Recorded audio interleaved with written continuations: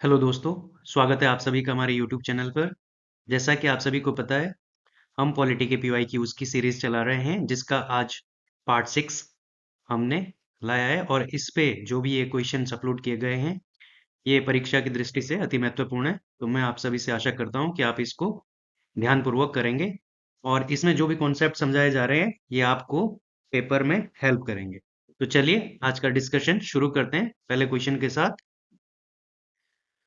The 93rd constitutional amendment bill जो आया था, वो किससे डील करता है? तो 93rd कॉन्स्टिट्यूशन अमेंडमेंट के लिए बोलना है। ऑप्शन ए है continuation of reservation for backward classes in admission to educational institution including private unaided ones. Option A ये बोल रहा है। बी क्या बोल रहा है? Free and compulsory education for all childrens between age 16 to 14। Option C reservation of 30% post for women in government recruitments, क्या ये आया था? ऑप्शन डी है allocation of more number of parliamentary seats for recently created states. तो 93rd constitutional amendment bill जो था, वो किससे रिलेटेड था? तो इसका जो करेक्ट आंसर है, वो है option A, continuation of reservation for backward classes in admission to educational institution, वो चाहे प्राइवेट हो, जो अनएडेड होते हैं। अनएड का मतलब है जहां से गवर्नमेंट इनको कोई फंडिंग प्रोवाइड नहीं करती है, तो वो अनएडेड इंस्टीट्यूशंस होते हैं। ओके, बी क्यों नहीं है इसका आंसर? तो बी इसलिए नहीं है क्योंकि जो ये कंपलसरी एजुकेशन की बात की गई थी 6 to 14 ईयर ग्रुप के जो बच्चे हैं, ये 86th कॉन्स्टिट्यूशनल अमेंडमेंट एक्ट आया था, उसके द्वारा ऐड किया गया था 2002 में। और जो ये 93rd कॉन्स्टिट्यूशन अमेंडमेंट एक्ट है, ये 2003 में आता है। बाकी जो ये रिजर्वेशन की बात की गई है, ये नहीं है। और allocation of more numbers of parliamentary seats for the recently created states, इसका कोई लेना देना नहीं है इससे। बाकी फर्दर डिटेलिंग आप यहाँ से देख सकते हैं कि 93rd कॉन्स्टिट्यूशन अमेंडमेंट एक्ट जो ये आया था, ये शेड्यूल कास्ट और शेड्यूल ट्राइब्स एंड ओबीसी जो है, एजुकेशनली जो बैकवर्ड क्लासेस है, उनके लिए एजुकेशनल इंस्टीट्यूशन में ये बात करता है रिजर्वेशन की। ओके, नेक्स्ट क्वेश्चन पे चलते हैं। If a new state of Indian union, new state की बात करिए, if a new state in of the Indian union to be created, which one of the following schedule of the Indian constitution must be amended. तो आपको बताना है कि अगर एक नया राज्य बनता है, न्यू स्टेट बनता है, तो जो हमारा यूनियन लिस्ट है, वो शेड्यूल्स है, जो यूनियन शेड्यूल्स है, वो कौन सा अफेक्ट होगा? पहला है first schedule, B second schedule, C third schedule and fourth fifth schedule. I hope you are going with right way. इसका जो राइट आंसर है, ये ऑप्शन ए, फर्स्ट शेड्यूल। तो अगर हम कोई भी न्यू स्टेट क्रिएट करते हैं, तो इससे कौन सा शेड्यूल अफेक्ट हो रहा है? फर्स्ट। क्यों हो रहा है? क्योंकि जो फर्स्ट शेड्यूल है, ये किसकी बात करता है? Indian union and it's territories. तो इसलिए जो हमारा फर्स्ट शेड्यूल है, ये अफेक्ट होगा। क्यों? क्योंकि इसमें names and areas of union territory की बात की गई है। यूनियन टेरिटरी मीन्स यूटीज नहीं है, पूरा ऑल ओवर इंडिया उसकी बात हो रही है, तो उनके नाम और वो यहाँ पे मिलेंगे। इसी प्रकार से जो आर्टिकल फर्स्ट है of the our constitution, article first, वो भी इसी से ही लिंक्ड है। तो यहाँ पे भी अलग अलग तरीके से चेंजेस किए जा सकते हैं। तो जो भी ये तीन कैटेगरी के स्टेट्स को यहाँ पे तीन कैटेगरी से इनमें अलग अलग डिफाइन किया जाता है, जिसको आप फर्दर आंसर डिटेलिंग में यहाँ पे देख सकते हैं कि जो first schedule of the constitution है, ये क्रिएट करता है न्यू स्टेट को। और इसमें क्या बात की जाती है? Names of the states and their territorial jurisdiction की बात की जाती है फर्स्ट शेड्यूल में। ठीक, names of the union territories and their extent. तो यहाँ पे पहले तो नाम की बात आ रही है और टेरिटोरियल एक्सटेंशन की बात आ रही है, उनका जुरिस्डिक्शन और टेरिटोरियल एक्सटेंट की बात की रही है, करी गई है। दूसरा क्या है? आर्टिकल 1 जो है हमारा, वो टेरिटरी ऑफ इंडिया की बात करता है, और इसको तीन तरीके से क्लासिफाइड कर सकते हैं। मैंने कल भी ये आपको समझाया था लास्ट क्लास में कि territories of the states and union territories and territories that may be acquired by government in future। तो ये तीन तरीके से हमारा आर्टिकल 1 डिस्कस करता है। ठीक, तो इस प्रकार से इसका जो राइट आंसर है, वो क्या है? ऑप्शन ए फर्स्ट शेड्यूल जो इसकी बात करता है। नेक्स्ट क्वेश्चन पे जाएंगे। The parliament can make any law for whole or any part of the India for implementing international treaties. तो जो पार्लियामेंट है वो लॉ बना सकती है इंटरनेशनल ट्रीटीज को पास करने के लिए या इम्प्लीमेंट करने के लिए किसकी कंसल्ट के साथ? With the consent of the all states, option A. Option B क्या है? With the consent of the majority of states. Option C है with the consent of the states concerned.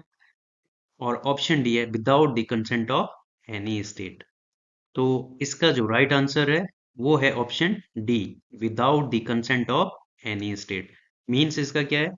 Simple सा कि article 253 of our constitution says that कि अगर जो हमारी union government है, तो union government if he government want to implement some treaties or international agreements in some states, तो उसमें किसी भी स्टेट्स के कोई भी पूछताछ नहीं की जाएगी या उसकी इच्छा को नहीं जाना जाएगा। जैसे फॉर एग्जांपल अभी अब हम कॉमनवेल्थ गेम जो है उनको कराने की बात कर रहे हैं, या ओलंपिक्स है उनको कराने की बात कर रहे हैं, तो ये कहाँ कराए जाने हैं? गुजरात में। तो यहाँ पे गुजरात सरकार से राय ली जा सकती है but it is not compulsory. तो राय लेना अलग बात है बट कंपलसरी नहीं है। तो यहाँ पे अगर इंटरनेशनल ट्रीटी है जैसे क्योटो प्रोटोकॉल का, उसको जब रेक्टिफाई किया होगा तो वो चाहे किसी भी जगह लागू हो रहा है, किसी भी स्टेट्स में लागू करना हो, वहां पे इजीली किया जा सकता है without any consent of regarding states. Okay, बाकी फर्दर डिटेलिंग आप यहाँ से देख सकते हैं कि article 253 of the Indian constitution, तो ये लेजिस्लेशन पावर देता है इंटरनेशनल ट्रीटीज को लागू करने के लिए। किसको पावर देता है? ये पार्लियामेंट को। और बोलता है कि अगर कोई भी इंडियन टेरिटरी में अगर कोई इंटरनेशनल ट्रीटी, अग्रीमेंट या कन्वेंशन लागू करना है तो इसमें किसी भी स्टेट्स की जो परमिशन है वो लेना इफेक्टिव या मतलब जरूरी नहीं है। तो it can be any law for the whole or any part of India for implementing international treaties without any consent from states. Okay, next question पे जम नेक्स्ट क्वेश्चन पे चलते हैं। अ ब्रिटिश सिटीजन, यहाँ पे क्या बात हो रही है कि अगर एक ब्रिटिश सिटीजन है staying in India can not claim right to, तो यहाँ पे बात क्या करी जा रही है कि अगर एक ब्रिटिश सिटीजन है और इंडिया में रहता है तो उसको कौन सा राइट नहीं मिल सकता? ऑप्शन ए है freedom of trade and profession. Option B equality before law. C protection of life and personal liberty. And D freedom of religion. तो अगर कोई ब्रिटिश पर्सन है तो उसको इनमें से कौन सा अधिकार नहीं मिलेगा? तो इसका जो राइट आंसर है that is option A, freedom of trade and profession उसको नहीं मिल सकता। क्यों नहीं उसको ये राइट मिल सकता? क्योंकि it is define in article जो है वो 19(1) जी में इसका मेंशन किया गया है कि अगर इंडिया में कोई भी जो सिटीजन ऑफ इंडिया है, सिटीजन है, if he wants to practice any profession, any occupation, any work in India, तो उसके लिए वो एलिजिबल है। आप कोई भी काम कर सकते हैं, तो यहाँ पे आपको किसी भी काम करने से रोका नहीं जाएगा। ये इसकी आपको क्या है? फ्रीडम है। तो आर्टिकल 19 किससे रिलेटेड है वैसे? फ्रीडम। आपको स्वतंत्रता है, आप कुछ भी प्रोफेशन अपना सकते हैं, but it is for citizens not person. British citizen India का सिटीजन नहीं होगा, वो इंडिया में एज अ एलियन ट्रीट किया जाएगा या पर्सन, एज अ पर्सन। तो पर्सन को आर्टिकल 19 नहीं प्रोवाइड होता है। Equality before the law, yes, ये उसके लिए भी दी जाएगी, वो चाहे ब्रिटिश सिटीजन क्यों ना हो, कि अगर कोई लॉ है और उसने वायलेट किया है तो जो प्रोविजन सिटीजन्स के लिए लागू है वही उसके लिए भी लागू होंगे। इसी प्रकार से protection of life and personal liberty जो है ये आर्टिकल 21 है, जिसमें कि अगर उसकी लाइफ को थ्रेट है या उसकी पर्सनल लिबर्टी को थ्रेट है तो आर्टिकल 21 वहां पे इम्प्लाई होता है। इक्वलिटी बिफोर द लॉ वाला ये आपको पता है आर्टिकल 14 इसकी बात करता है। और जो लास्ट है फ्रीडम ऑफ रिलीजन, ये आर्टिकल 25 इसका बात करता है। क्यों? क्योंकि फ्रीडम ऑफ रिलीजन है भाई हमारे कंट्री में, वो उसकी इच्छा है वो चर्च में जाना चाहे तो वो जा सकता है, वहां पे हमारा जो लॉ है वो मना नहीं करेगा। तो इसका जो राइट आंसर है वो ये है ऑप्शन ए। बाकी फर्दर डिटेलिंग आप यहाँ से देख सकते हैं कि वो अगर ब्रिटिश सिटीजन है तो वो क्लेम नहीं कर सकता है प्रॉपर्टी का अधिकार, वो ट्रेड या प्रोफेशन करने का इंडिया में। क्यों? क्योंकि जो हमारा कॉन्स्टिट्यूशन है वो इसकी इजाजत नहीं देता है अंडर आर्टिकल 19(1) जी, क्योंकि वहां पे बात सिर्फ सिटीजन की गई है जो इंडिया में रह रहा है, नॉट अ पर्सन। तो वो अपना प्रोफेशन भी कर सकता है, कैरी और एनी ऑक्यूपेशन भी कर सकते हैं, ट्रेड कर सकते हैं और बिजनेस कर सकते हैं if a citizen is Indian, बाकी नहीं। तो इस प्रकार से इसका right answer is option A. Next question क्या है? The constitution of India recognize what? तो आपको बताना है यहाँ पे जो हमारा संविधान है वो किसको रिकॉग्नाइज करता है। Option A only religious minorities, option B है only linguistic minorities, option C है religious and linguistic minorities, option D है religious linguistic and ethnic minorities. तो आपको बताना है कि हमारा जो कॉन्स्टिट्यूशन है वो इनमें से किस माइनॉरिटी को रिकॉग्नाइज करता है। तो इसका जो राइट आंसर है ये है option C, religious and linguistic minorities को हमारा जो संविधान है वो रिकॉग्नाइज करता है। और ये जो लिंग्विस्टिक एंड रिलीजियस माइनॉरिटीज है ये आर्टिकल 29 में आती है हमारे कॉन्स्टिट्यूशन के। ठीक, उसमें तीन आधार पर माइनॉरिटीज को डिफाइन किया जा सकता है। एक है आपकी लैंग्वेज, दूसरा है आपका स्क्रिप्ट और तीसरा है आपका कल्चर। तो इस आधार पर यहाँ पे जो है किसी भी कम्युनिटी को या रिलीजियस कम्युनिटी हो या लिंग्विस्टिक कम्युनिटीज हो उनको यहाँ पे दर्जा दिया जा सकता है। तो रिलीजियस की बात क्यों है? क्योंकि यहाँ पे अगर इंडिया में बात की जाए तो जो रिलीजन है किनको माइनॉरिटी रिलीजन में रखा गया है, तो 5 रिलीजनों को रखा गया है। कौन कौन से हैं? जैसे बौद्धिज्म है, जैनिज्म है और इस्लाम है और क्रिश्चियनिटी है एंड जोरास्ट्रियंस। तो ये 5 रिलीजन ऐसे हैं जिनको माइनॉरिटी रिलीजन या माइनॉरिटीज में रखा जाता है। ओके, बाकी फर्दर डिटेलिंग आप यहाँ से देख सकते हैं कि article 29 of the Indian constitution ये प्रोटेक्शन देता है हमको रिलीजियस माइनॉरिटीज को और as well as linguistic minorities. 6 religion है इंडिया में जिनको माइनॉरिटी का स्टेटस प्राप्त है। उनमें मुस्लिम है, क्रिश्चियन है, सिख है, जैन है, बुद्धिस्ट है एंड जोरास्ट्रियन है। और इसी प्रकार से जो कॉन्स्टिट्यूशन ऑफ इंडिया है ये डिफाइन नहीं करता है जो माइनॉरिटी टर्म है। तो ये फैक्ट अपने आप में इंपॉर्टेंट हो जाता है कि constitution of India does not define the minority term in our constitution. Similarly article 29 does not use the term minority. Article 20 अब जब कॉन्स्टिट्यूशन ही डिफाइन नहीं करता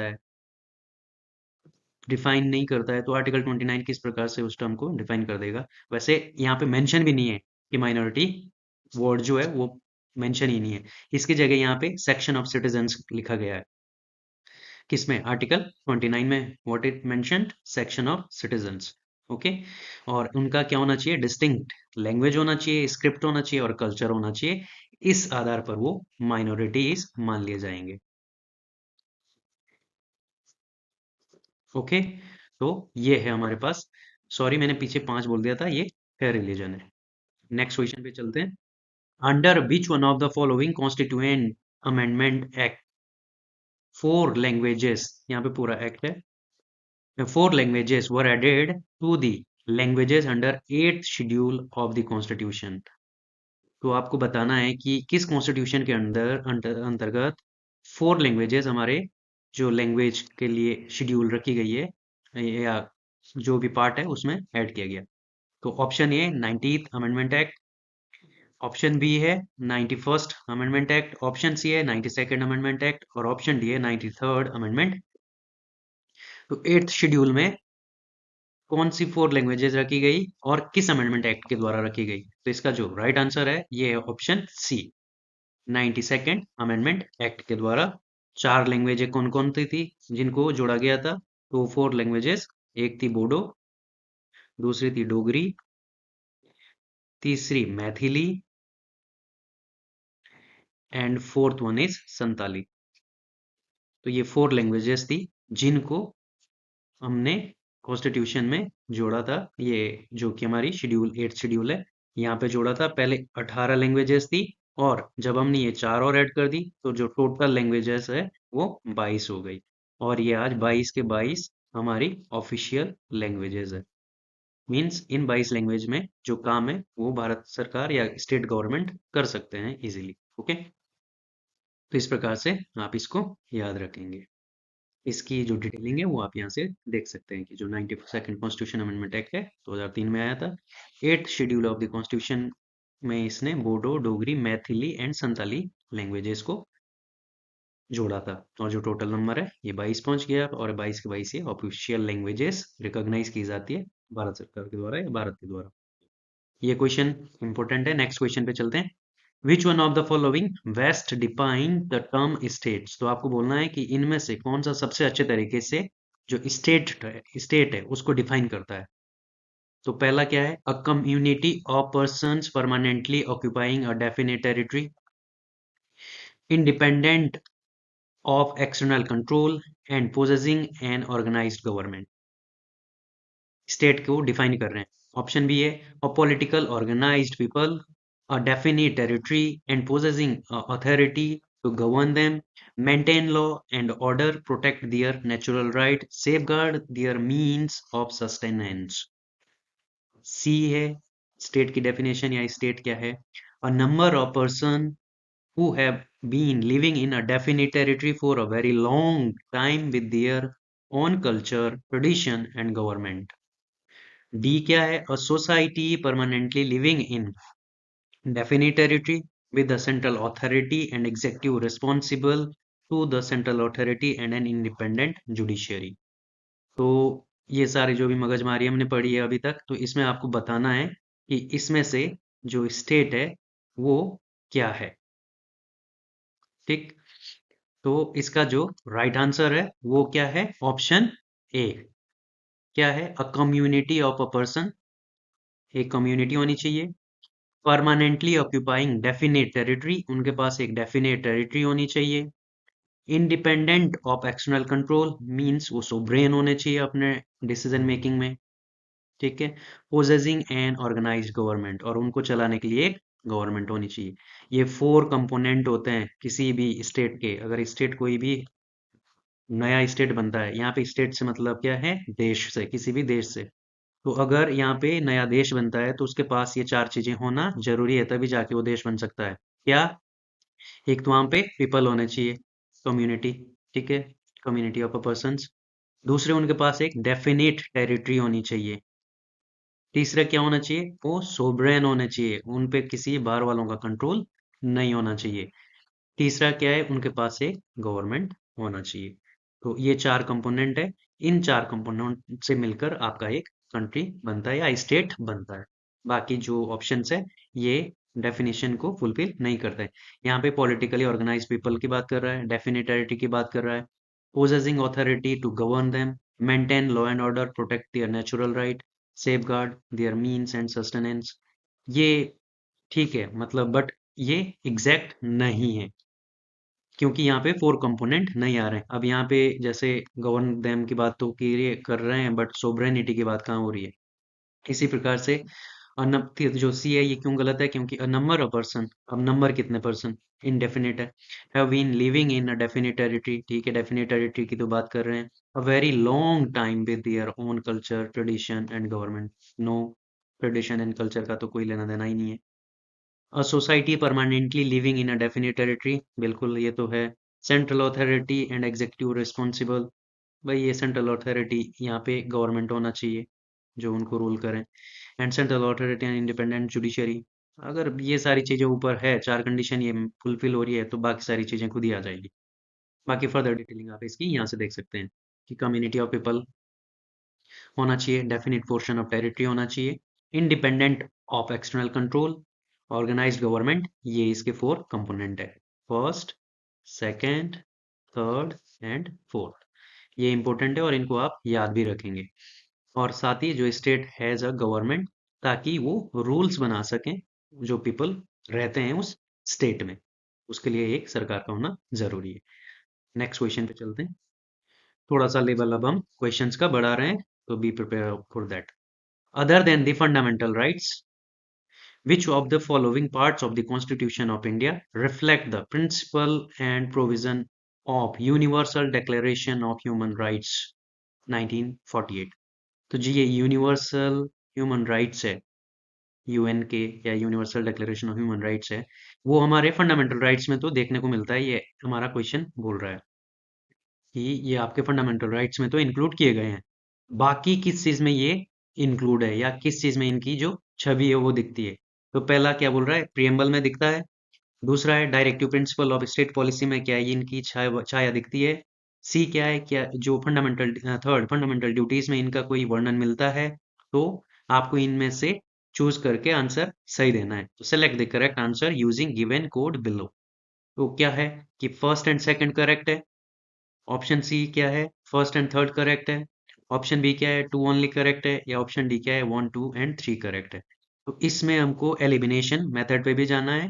और अगर आपको आते हैं हर एक ऑप्शन के बारे में आप सोच सकते हैं कि हाँ इसमें हो सकता है या इसमें होगा, तो आप उसको एनालाइज कर सकते हैं और सोच सकते हैं।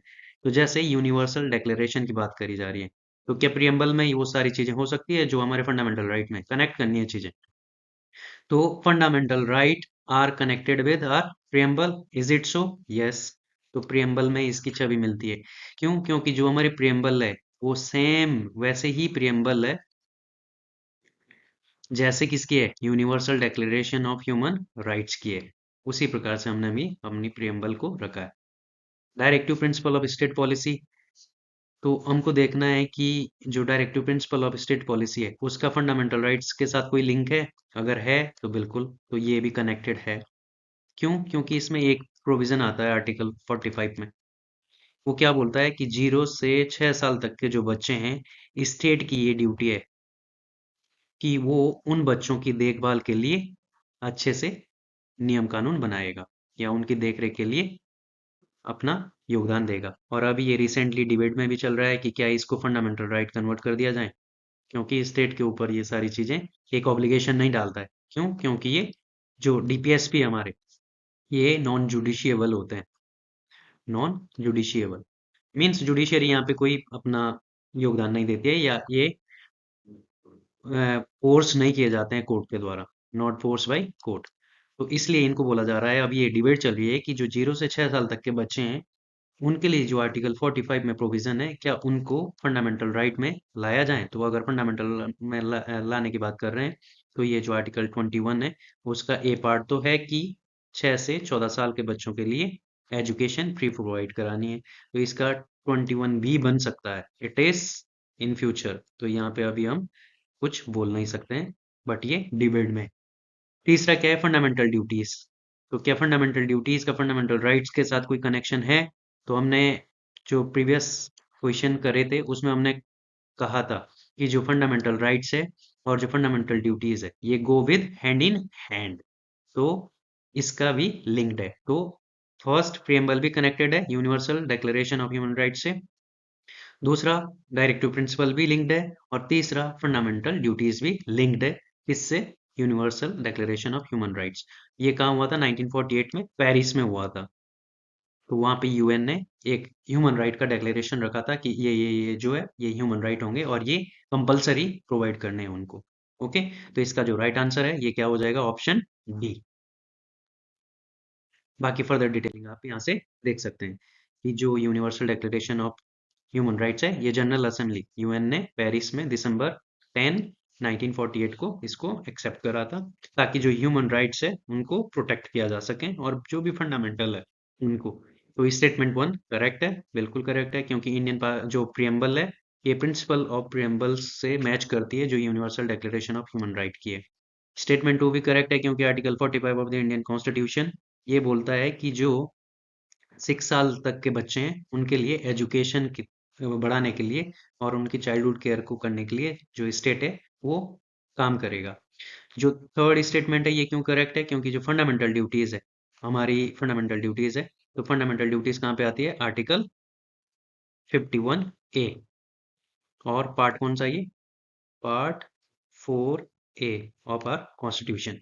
तो इसमें क्या बोलता है कि एक्सलेंस की तरफ जाना है, हमारे जो सिटीजन है उनको एक्सलेंस की तरफ जाना है, इंडिविजुअल लेवल पे भी और कलेक्टिव एक्टिविटी के तौर पर भी, ताकि जो हमारा नेशन है जो लगातार राइज कर सकते हैं और हायर लेवल तक उसको हम पहुंचा सकें। तो इस प्रकार से ये जो राइट आंसर था ये तीनों ही थे। ओके, नेक्स्ट क्वेश्चन पे चलते हैं। Consider the following statement. The constitution of India defines the basic structure in the terms of federalism, secularism, fundamental rights and democracy. दूसरा क्या है? The Constitution of India provide for the judicial review to safeguard the citizens' liberty and to preserve ideals on which the Constitution is based. तो इनमें आपको बताना है which of the above given statement is are correct. One only, two only, both or neither. तो इसका right answer ढूंढने की कोशिश करते हैं। तो सबसे पहले देखो, the constitution of India defines the basic structure. Is this term correct? No, our constitution did not mention basic structure. It is given by supreme court of India. In which case? Kesavananda Bharati case 1973। उस समय जो basic structure है उसका concept आया था। भले ही उसमें federalism भी आता है, सेकुलरिज्म भी आता है, फंडामेंटल राइट्स भी आते हैं, डेमोक्रेसी भी आती है, ये सारे उसके कंपोनेंट है, but it is not defined by our constitution, it is defined by our supreme court in the case of Kesavananda Bharati. उसके बाद से ये ट्रेंड कंटिन्यूली फॉलो किया जा रहा है। दूसरा क्या है? The constitution of India provide for the judicial review to safeguard the citizens liberty and to preserve the ideals on which the constitution is based. फिर से यहाँ पे कैचिंग पॉइंट क्या है कि कॉन्स्टिट्यूशन ऑफ इंडिया प्रोवाइड्स, भाई constitution of India provide नहीं करता है जुडिशियल रिव्यू की पावर। ये जो है, भले ही कॉन्स्टिट्यूशन में जो जुडिशियल रिव्यू है वो दिया गया है, नहीं है, नहीं प्रोवाइड नहीं करता है, एक्सप्रेसली नहीं प्रोवाइड करता है। तो इसका जो जुडिशियल रिव्यू है ये कौन करता है? सुप्रीम कोर्ट करता है, बट इसको अदर फॉर्म से, कि मतलब जो एग्जेक्टिव है या लेजिस्लेचर है उनके द्वारा जो भी लॉ या ऑर्डर पास किए जा रहे हैं उनकी चेकिंग करता है। चेक एंड बैलेंस के लिए सुप्रीम कोर्ट यहाँ पे काम करता है, बट उनको इम्प्लीमेंट या उन ये जो पावर है इसकी सुप्रीम कोर्ट की, ये जुडिशियल रिव्यूइंग की, ये कॉन्स्टिट्यूशन में नहीं दी गई है। तो इसका जो राइट आंसर है, पहला भी गलत है और सेकंड पार्ट भी गलत है। तो neither one nor two is the correct answer. बाकी फर्दर डिटेलिंग आप यहाँ से देख सकते हैं कि जो डॉक्ट्रिन ऑफ बेसिक स्ट्रक्चर है ये सुप्रीम कोर्ट का है और केशवानंदा भारती केस में आया था। क्यों आया था? क्योंकि इसने अफेल्ड करी थी वैलिडिटी ऑफ जो 24th अमेंडमेंट एक्ट था 1971 का, इंदिरा गांधी जी ने लाया था। तो उसमें इन्होंने क्या करा था कि जितने भी फंडामेंटल राइट्स है उनको अब्रेज करने का पार्लियामेंट को एम्पावर किया था। तो इस चीज को सुप्रीम कोर्ट ने अफेल्ड करा कि ठीक है, पार्लियामेंट के पास ये पावर है कि वो किसी भी फंडामेंटल राइट्स को चेंज कर सकती है या उसको में हटा सकती है या नया जोड़ सकती है। बट साथ ही उन्होंने ये भी बोला कि अगर पार्लियामेंट ये करेगी आर्टिकल 368 के तहत, तो उसको इस चीज में बेसिक स्ट्रक्चर का जो ढांचा है वो ध्यान रखना होगा। तो that point of time first time is used basic structure. तो इसीलिए जो आर्टिकल जो बेसिक स्ट्रक्चर है, और बाकी हमने पीछे पढ़ा है कि बेसिक स्ट्रक्चर में क्या रहे, फंडामेंटल राइट्स बेसिक स्ट्रक्चर में, डेमोक्रेसी है, फेडरलिज्म है, ये सारी चीजें हैं। तो जो फंडामेंटल राइट्स है उनको भी एब्रोगेट अब जो पार्लियामेंट है वो नहीं कर सकती। ठीक। और जो स्टेटमेंट 2 है वो क्यों इनकरेक्ट है?